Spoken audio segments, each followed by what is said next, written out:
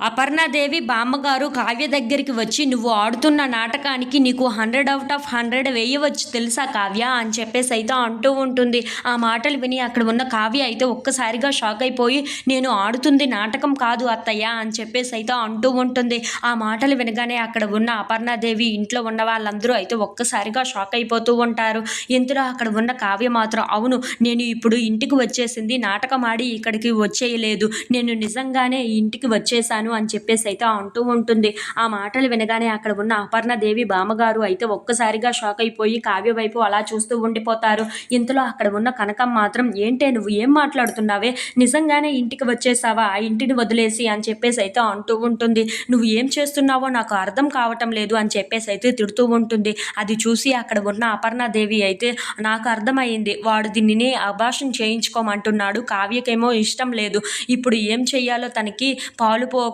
ఇప్పుడు ఈ నిర్ణయం తీసుకుంది" అని చెప్పేసి అయితే అంటూ ఉంటుంది. ఆ మాటలు విని అక్కడ ఉన్న కనకం, కావ్య వాళ్ళ నాన్న అయితే ఒక్కసారిగా షాక్ అయిపోతూ ఉంటారు. ఏంటి, కావ్యని అబార్షన్ చేయించుకోమంటున్నాడా అని చెప్పేసి అయితే అనుకుంటూ ఉంటారు. ఇంతలో అక్కడ ఉన్న అపర్ణాదేవి మాత్రం, "నువ్వు నిజంగానే ఇలా వచ్చేస్తావని మేము అస్సలు అనుకోలేదు" అని చెప్పేసి అయితే కావ్యని చూసి అంటూ ఉంటుంది. ఆ మాటలు విని అక్కడ ఉన్న కావ్య అయితే, "అవునత్తయ్య, నా బిడ్డను నాకు కోల్పోవడం ఇష్టం లేదు, అయినా ఆ ఇంట్లో ఉంటే ఎప్పుడు ఎలా ఉంటుందో అర్థం కావటం లేదు, ఆయన నాకు చెప్పకుండానే ఏం చేస్తారో కూడా అర్థం తెలియట్లేదు, అందుకే ఇలా చేశాను, నేను ఎక్కడ ఉంటేనైనా నా బిడ్డ నాతో ఉంటుంది" అని చెప్పేసి అయితే అంటూ ఉంటుంది.